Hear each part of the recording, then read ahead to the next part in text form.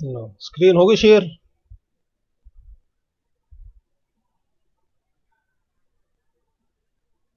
Yes. लो, बस अब ये लास्ट टॉपिक कर रहे हैं हम। आज वैसे पूरा कर नहीं पाया मैं इसको, आज नहीं होगा कंप्लीट, एक लेक्चर और लेना पड़ेगा इसका। कोई बात नहीं। देखो, ये कल शुरू किया था नेटवर्क सिक्योरिटी को। स्लाइड शो शुरू कर लिया। सिक्योरिटी इशू क्या थे? Arise due to various internet services, जो हम बेसिक इंटरनेट यूज करते हैं उनकी वजह से हमें सिक्योरिटी इशूज आते हैं। और या फिर हमारे सिस्टम में कुछ कमियां रह जाती हैं, हमने अपने सिस्टम को प्रॉपरली कॉन्फ़िगर नहीं किया होता, उसकी वजह से हमें सिक्योरिटी प्रॉब्लम हो जाती है। आगे देखो वेरियस इश्यूज कौन कौन से हैं। यूजर ऑथेंटिकेशन का सबसे बड़ा इशू है। यूजर ऑथेंटिकेशन का मतलब कि भाई एक यूजर जिसको आप अलाउ करने के लिए आपने यूजर आईडी और पासवर्ड दे रखे हैं, वो जेन्युइन है या नहीं, तो ये यूजर ऑथेंटिकेशन है। अब इसको करने के लिए आपको स्ट्रॉन्ग पासवर्ड यूज करने चाहिए, और ओटीपी का भी यूज कर सकते हो। कॉम्प्लेक्स पासवर्ड बनाने पड़ेंगे आपको, ये कल बता दिया था मैंने आपको। स्पूफिंग क्या है? स्पूफिंग एक दूसरा मामला है। स्पूफिंग में क्या होता है कि बंदा वो नहीं है जो वो अपने आप को दिखा रहा है। मतलब कि नेटवर्किंग में इसका क्या मतलब हुआ कि एक पैकेट के ऊपर सोर्स एड्रेस, जहां से वो ओरिजिनेट हुआ है वो पैकेट, उस एड्रेस को बदल के किसी दूसरे सोर्स का एड्रेस उसमें लगा दिया जाता है। तो वो सोर्स रूटिंग की एक टेक्निक है जिसकी मदद से ऐसा किया जा सकता है। तो वो उसको फॉल्स अपीयरेंस दे देंगे कि भाई ये पैकेट आपके फ्रेंड की तरफ से ही आया है। ठीक है।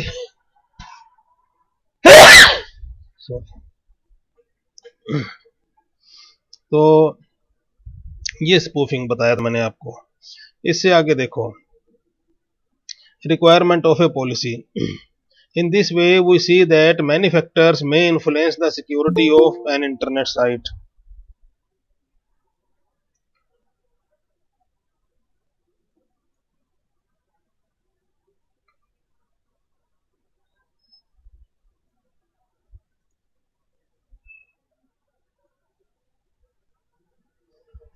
A site with many computers, a site with multiple point of entry, and a site that uses simple password protection are more vulnerable sites. मतलब ये क्या कह रहा है कि डिफरेंट फैक्टर्स इन्फ्लुएंस करते हैं आपके जो नेटवर्क है। अगर वो इंटरनेट से कनेक्ट कर रखा है आपने, तो आप इंटरनेट से कनेक्टेड हो, तो वेरियस फैक्टर्स हैं जिससे आपकी सिक्योरिटी पे असर पड़ता है। क्या क्या है वो factor? A site with many computers, एक ऐसी नेटवर्क की साइट है, इंटरनेट की साइट है जिसमें बहुत सारे कंप्यूटर कनेक्टेड हैं, उसमें आपकी सिक्योरिटी कॉम्प्रोमाइज हो रही है। A site with multiple point of entry, या फिर एक ऐसी साइट है जिसमें इंटरनेट को कनेक्ट करने के, डायरेक्ट कनेक्ट करने के बहुत सारे पॉइंट हैं, तो उसकी वजह से आपका सिक्योरिटी ब्रीच हो जाएगी। And site that usage simple password protection, या फिर कोई ऐसी साइट है जिसमें सिंपल पासवर्ड यूज हो रहे हैं, तो उसमें वल्नरेबिलिटी बढ़ जाएगी। So we need an effective security policy to protect our site. तो ये कह रहे हैं भी हमें कोई एक स्ट्रॉन्ग पॉलिसी बनानी पड़ती है जिससे कि हम अपनी साइट को इन सिक्योरिटी थ्रेट से बचा सकें। अब वो जो पॉलिसी है उसको फायरवॉल बोलते हैं। फायरवॉल देखो क्या है। An effective policy has many components like strong password protection, enhanced authentication policy, etc. Everyone using that site must adhere to the policy made for its security. तो सभी को उस पॉलिसी का यूज करना पड़ेगा जो उसको यूज करता है उस साइट को। So a firewall is a system that implements such a security policy. तो फायरवॉल क्या हुआ? फायरवॉल एक ऐसा सिस्टम हो गया जो आपकी जो सिक्योरिटी की पॉलिसी है उसकी इंप्लीमेंटेशन करवाएगा, तो वो उसको फायरवॉल बोलते हैं। अब देखो, an effective firewall system consist of a combination of hardware, software and security policies. तो जो एक फायरवॉल का जो सिस्टम बनेगा उसमें क्या क्या होगा? हार्डवेयर भी होगा, रूटर्स हैं उसके अंदर रूटर्स भी होंगे, सॉफ्टवेयर भी होगा, और जो आपकी पॉलिसी बनाई है आपने वो पॉलिसी भी होंगी। The security policies are implemented using hardware and software. तो जो पॉलिसी आपने बनाई है उनको इम्प्लीमेंट कर देंगे हार्डवेयर की मदद से और सॉफ्टवेयर की मदद से। With an internet firewall the actual connection to the internet is limited to a particular point, उसको गेटवे बोलते हैं। तो जो इंटरनेट है, इंटरनेट की फायरवॉल है, उसको कहाँ इंप्लीमेंट करते हैं बेसिकली, जहां पर आपका नेटवर्क इंटरनेट से कनेक्ट हो रहा है, कनेक्टिंग पॉइंट पे आप उस फायरवॉल की पॉलिसी को इंप्लीमेंट करवाते हो। Advance technology can be applied to keep that point secure. आपको वहीं पे सिक्योरिटी लगा के रखनी है क्योंकि वही आपका एंट्री पॉइंट है, इंटरनेट से कनेक्ट करने का एक पॉइंट है, रास्ता है। अब इसमें क्या प्रॉब्लम है? ये firewall protects from outside attacks. तो फायरवॉल तो आउटसाइड वाले अटैक से तो प्रोटेक्ट कर लेगा आपको। If there is some threat from inside the network, लेकिन अगर आपके नेटवर्क के अंदर से ही कहीं कोई थ्रेट आ रही है, then additional measure should be taken. तो फिर उसके लिए आपको अलग से मेजर करने पड़ेंगे। A firewall can perform its duty at the point where it is implemented. अब देखो फायरवॉल तो वहीं पे अपनी ड्यूटी परफॉर्म करेगा जहां पे उसको लगा दिया, मतलब किसी एंट्री पॉइंट पे, किसी गेट पे उसको लगा दिया तो वहां पर तो वो अपनी ड्यूटी परफॉर्म कर रहा है। If there is some other point to sneak into the network, अब देखो अगर आपका अंदर का कोई कंप्यूटर नेटवर्क से कनेक्टेड है डायरेक्टली इंटरनेट से, तो भाई फिर उसकी वो वहां पर वो रक्षा नहीं कर पाएगा। Then the firewall is not responsible, तो फिर उसका फायरवॉल जिम्मेवार नहीं है। जहां पर आपने फायरवॉल को लगाया है जिस पॉइंट पे, वहां पर तो वो आपके डाटा को, आपके ट्रैफिक को फिल्टर कर लेगा, लेकिन जो दूसरा रास्ता आपने पीछे का रास्ता खोल दिया कोई, तो फिर वहां पर वो उसकी जिम्मेवारी वो उसके फायरवॉल की नहीं होगी। ये firewall can not detect virus. आप देखो वायरस की डिटेक्शन भी नहीं कर सकता फायरवॉल, तो उसके लिए आपको अलग से एंटीवायरस लेना पड़ेगा। फिर आगे क्या है? Performance bottleneck. अब देखो सारे के सारे आपका जो नेटवर्क है उसका ट्रैफिक उसी फायरवॉल के थ्रू होकर निकलता है, और अंदर आने वाला ट्रैफिक भी फायरवॉल से फिल्टर होकर ही अंदर आएगा। तो इसका मतलब बोटल नेक का मतलब क्या हुआ कि वो एक अब भीड़ा रास्ता हो गया, तंग रास्ता हो गया, उसी रास्ते से सारे ट्रैफिक ने पास होना है, तो वहां भीड़ लग जाएगी। भीड़ लगने का मतलब उनको वेट करना पड़ेगा, डाटा पास नहीं हो पाएगा, तो उसकी वजह से परफॉर्मेंस डाउन हो जाएगी, because all the traffic pass through single point. तो ये इसकी प्रॉब्लम थी। अब कंपोनेंट्स क्या है फायरवॉल के? 3 कंपोनेंट है। नेटवर्क पॉलिसी, कि आप जो पॉलिसी बनाओगे कि भाई मैंने इस साइट को अलाउ करना है, इस साइट को अलाउ नहीं करना, ठीक है। स्ट्रॉन्ग ऑथेंटिकेशन, ऑथेंटिकेशन अपनी स्ट्रॉन्ग रखोगे, verification. And use of network gateways and proxy server, network gateway और प्रॉक्सी सर्वर का यूज करोगे। नेटवर्क गेटवे क्या हो गया कि आपका इंटरनल नेटवर्क है, सपोज करो उसमें 20 30 50 कंप्यूटर हैं। अब 50 कंप्यूटर, एक तो आप ये कहो जी सारे के सारे ही इंटरनेट से कनेक्टेड हैं, और कोई भी कंप्यूटर इंटरनेट को कनेक्ट कर ले और अपना किसी भी साइट पे चला जाए और वहां से कुछ भी डाटा डाउनलोड कर ले या कुछ भी अपलोड कर ले, तो वो तो अनकंट्रोल्ड हो गया मामला। तो फिर उसका तरीका क्या किया कि एक गेटवे बना लिया। भाई एक कंप्यूटर, एक डेडिकेटेड सर्वर आपने अपने नेटवर्क में बना लिया कि जितने भी कंप्यूटर अंदर बने लगे हुए हैं उन सब को पहले गेटवे पर पहुंचना पड़ेगा, और फिर गेटवे से होके वो इंटरनेट को कनेक्ट करेंगे। तो गेटवे जो है वहां पर आप अपनी सारी पॉलिसी लगा सकते हो, जो भी नेटवर्क सिक्योरिटी की पॉलिसीज हैं। तो वो जो सॉफ्टवेयर वहां पर काम करेगा गेटवे में, उस सॉफ्टवेयर को प्रोक्सी सर्वर बोलेंगे। तो प्रोक्सी सर्वर जो है गेटवे पे लगाकर और आप अपने नेटवर्क को सिक्योर कर सकते हो। ये कंपोनेंट्स हैं फायरवॉल की। अब आगे देखो एनक्रिप्शन, ये अब आपका ये लास्ट टॉपिक शुरू हो गया। Security threats, encryption method, authentication बता दिया, सिमेट्रिक की एल्गोरिथम एंड पब्लिक की एल्गोरिथम, बस ये लास्ट रह गया, एनक्रिप्शन और पब्लिक और सिमेट्रिक और पब्लिक वाला एनक्रिप्शन। चलो देखो एनक्रिप्शन होता क्या है। एनक्रिप्शन का मतलब है कि आपने अपने मैसेज को कोडिंग करके और अपने किसी साथी के पास भेजना है, किसी फ्रेंड के पास।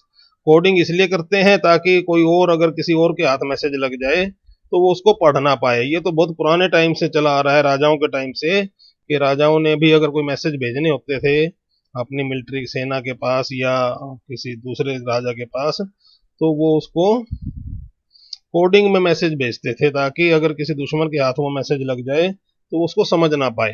तो वो कोडिंग है, वो एनक्रिप्शन है, वो क्रिप्टोग्राफी है। देखो कुछ डेफिनेशन है, पहले आप वो डेफिनेशन देख लेते हैं और फिर इनमें जो दो मेथड हैं उनको देख लेते हैं। Encryption, cryptography. क्रिप्टोग्राफी देखो क्या है। Cryptography is art and science of keeping message secure. भाई आपका जो मैसेज है वो कैसे सिक्योर रह सकता है, कैसे वो किसी दूसरे से बचा सकते हैं उस मैसेज को, उसकी जो आर्ट है, उसमें जो साइंस इन्वॉल्व है, वो सारा का सारा फील्ड कौन सा है? क्रिप्टोग्राफी का फील्ड है, उसको क्रिप्टोग्राफी बोलते हैं। मैसेज, मैसेज की डेफिनेशन देखो क्या है। Any kind of document being exchanged between two entities. तो ये कोई भी डॉक्यूमेंट है, कोई भी इंफॉर्मेशन है जिसको कि दो एंटिटीज के बीच में एक्सचेंज किया जाता है, जिसमें एक सेंडर होता है, एक रिसीवर होता है। The original message is called plain text. अब जो ओरिजिनल मैसेज है उसको प्लेन टेक्स्ट बोलते हैं। The process of coding the message is called encryption. तो जो प्रोसेस है उसको कोड करने का, उसको बदलने का, चेंज करने का, उस प्रोसेस को एनक्रिप्शन बोलते हैं। After encryption the result message is called cipher text. तो एनक्रिप्शन करने के बाद, उसको चेंज करने के बाद, कोडिंग करने के बाद जो आपको कोड और रिजल्ट मैसेज मिलता है, कोडेड मैसेज मिलता है, उसको क्या बोलते हैं? सिफर टेक्स्ट। और the process of recovering the plain text from cipher text is called decryption. तो उसको सिफर टेक्स्ट को वापस आप उसमें से ओरिजिनल मैसेज कैसे रिकवर करेंगे, जो भी आप उसमें टेक्निक लगाएंगे, तो उस प्रोसेस को, रिकवरिंग का जो प्रोसेस है, उसको बोलते हैं डिक्रिप्शन। आगे देखो, a cryptographic system uses to encrypt and decrypt is called a cipher. एक क्रिप्टोग्राफिक एल्गोरिथम, हाँ जो एल्गोरिथम है, जो मतलब कि आपने एक तरीका लगाया आपके मैसेज को एनक्रिप्ट करने का या डिक्रिप्ट करने का, तो उस मैसेज को, उस एल्गोरिथम को सिफर बोलते हैं, सिफर। और all the cryptographic algorithm are based on a number which is called a key.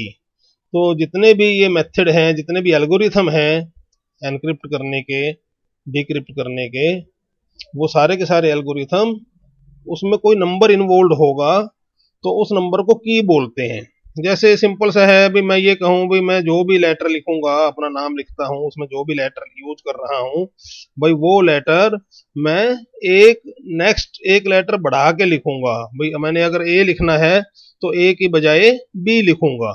तो अब उसका मतलब मैंने ये कहा कि भाई मैं इसमें एक नंबर बढ़ा रहा हूं, तो एक नंबर इन्वॉल्व हो गया ना। अब मैं कहूं जी मैं 5 नंबर बढ़ाऊंगा, तो फिर उसमें भी नंबर की महत्ता हो गई इसमें। मतलब नंबर की महत्ता है, नंबर की इंपॉर्टेंस है। नंबर से ही आपको पता लगता है कि आपने डिक्रिप्ट करते वक्त कैसे करना है उसको। भाई मैंने 5 बढ़ाए हैं तो आप 5 ही कम करोगे, मैंने 10 बढ़ाए हैं तो आप 10 कम करोगे, ठीक है ना। तो ये एक एल्गोरिथम हो गया। एल्गोरिथम क्या हो गया? भाई मैं बढ़ाकर लिख रहा हूं, ठीक है ना, उसमें नंबर की महत्ता हो गई, ठीक है।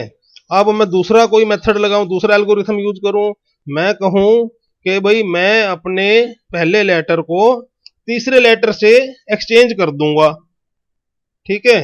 तो अब इसमें भी नंबर इन्वॉल्व हो गया, लेकिन ये एल्गोरिथम अलग है। एल्गोरिथम क्या है? एक्सचेंज करने वाला एल्गोरिथम है। पहले वाला एल्गोरिथम कौन सा था? एडवांस करने वाला एल्गोरिथम था। भाई मैं हर लेटर को 2 स्टेप या 3 स्टेप या 5 स्टेप एडवांस कर रहा हूं, उसका जो अगला 5वें स्टेप वाला नंबर अल्फाबेट है उसको लिख रहा हूं, ठीक है। तो वो एक अलग एल्गोरिथम था। अब ये एक्सचेंज करने वाला एल्गोरिथम है कि भाई मैं 2 स्टेप आगे वाला जो नंबर है इसमें अल्फाबेट लिखा हुआ है मैं उसको पहले लिख दूंगा और इसको उसकी जगह पर लिख दूंगा। तो इस ढंग से मतलब कि एल्गोरिथम अलग अलग बन सकते हैं, बहुत सारे एल्गोरिथम बन सकते हैं, और लेकिन हर एल्गोरिथम में कोई नंबर इन्वॉल्व होगा जिससे कि वो एल्गोरिथम वास्तव में काम करेगा, जिसके आधार पर और डिक्रिप्ट करते हुए हमें एल्गोरिथम का भी पता होना चाहिए और उस नंबर का भी पता होना चाहिए, तो हम उसको वापस डिक्रिप्ट कर पाएंगे। तो ये एक सिंपल सा मेथड है एनक्रिप्शन करने का, और यही इसमें एक्सप्लेन कर रखा है। तो all the cryptographic algorithm are based on a number which is called a key, उसको की बोलते हैं। If you know the key that was used to encrypt a message then you can decrypt the cipher text. अगर आपको की पता होगी तो भाई फिर आप उसको डिक्रिप्ट कर पाओगे। लेकिन चलो अभी हाफ स्टोरी है, इसमें भी अलग अलग मेथड हैं जिससे जरूरी नहीं है कि आप डिक्रिप्ट कर ही पाओ। अब देखो की बेस्ड एल्गोरिथम। अब की पर बेस्ड एल्गोरिथम जो है वो 2 कैटेगरी में डिवाइड हो जाते हैं, एक सिमेट्रिक की एल्गोरिथम और एक पब्लिक की एल्गोरिथम। सिमेट्रिक की देखो क्या है। In symmetric key algorithms the decryption key is same as the encryption key. तो सिमेट्रिक की में क्या होगा कि जिस की से आपने एनक्रिप्ट किया है उसी की से आप वापस डिक्रिप्ट करोगे, या फिर और it can be calculated from the encryption की, या फिर कम से कम आपको डिक्रिप्शन की के बारे में ये पता लग जाएगा कि भाई एनक्रिप्शन की मदद से आप डिक्रिप्शन की निकाल सकते हो।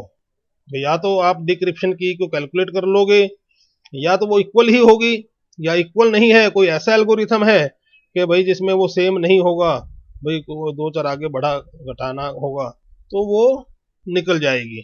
मतलब अगर आपको एनक्रिप्शन करने की पता है तो डिक्रिप्शन करने की आप निकाल सकते हो।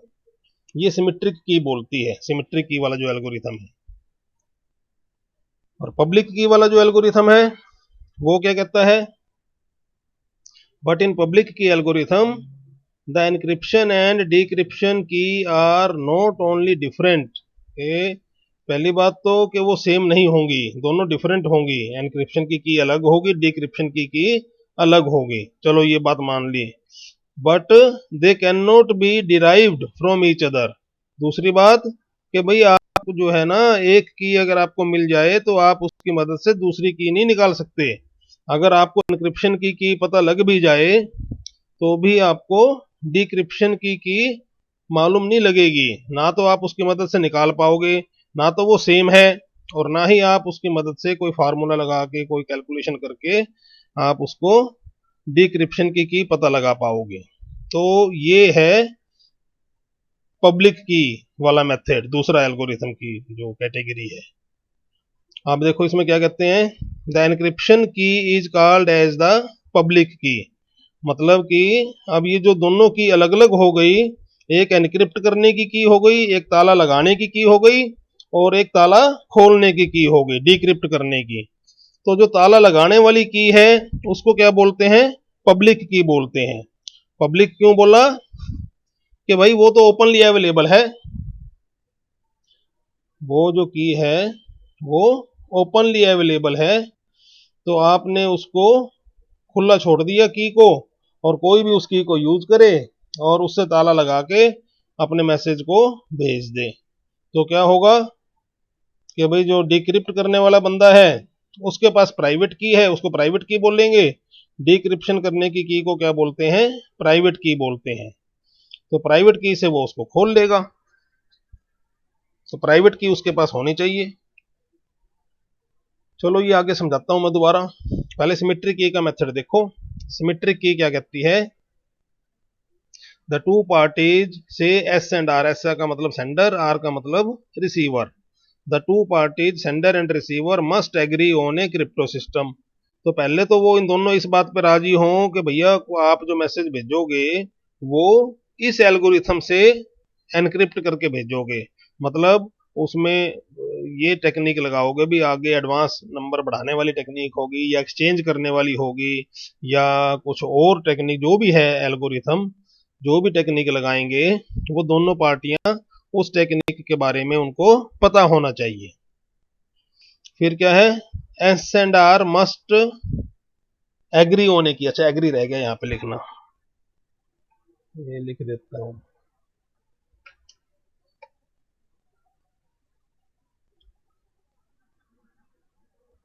मस्ट एग्री होने की।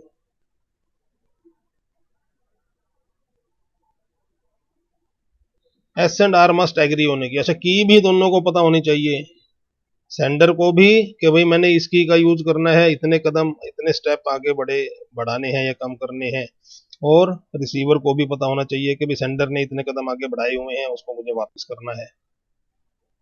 फिर S encrypt the message and send the cipher text to R, तो एस जो है वो एनक्रिप्ट कर देगा उसी एल्गोरिथम का यूज करके, उसी की का यूज करके, और जो सिफर टेक्स्ट है, कोडेड मैसेज है, वो ट्रांसमिट कर देगा आर के पास।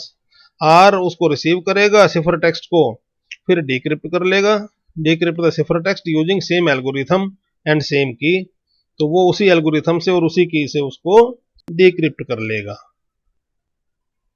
इसकी प्रॉब्लम रह गई लिखनी, इसकी प्रॉब्लम बता दूंगा, तैयार कर लूंगा, और उसके बाद जो पब्लिक की वाला एल्गोरिथम है वो कैसे काम करता है उसको समझा दूंगा।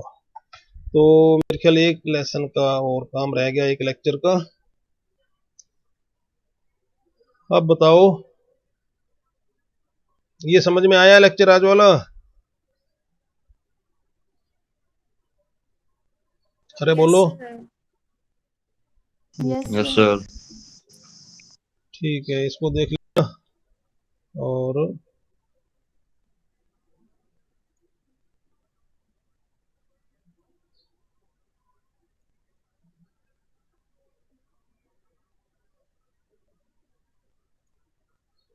ठीक है भाई, कल ले लूं फिर आपकी क्लास अगले हफ्ते के बजाय, या अगले हफ्ते ही लूं? कल लेके खत्म कर देता हूं। दूसरी क्लास लग रही है क्या आपकी? हैं? हेलो? कल मैम की क्लास है सर। है क्या? चलो फिर अगले हफ्ते ले लूंगा, अगले हफ्ते लास्ट लेक्चर रह जाएगा यस मेरा। सर। हाँ, अगले हफ्ते ले लेता हूँ। ठीक है, खत्म करो, जाओ। और सर पेपर कब से हैं? भाई पेपर जो अखबारों में आप पढ़ते हो वही मैं पढ़ता हूँ।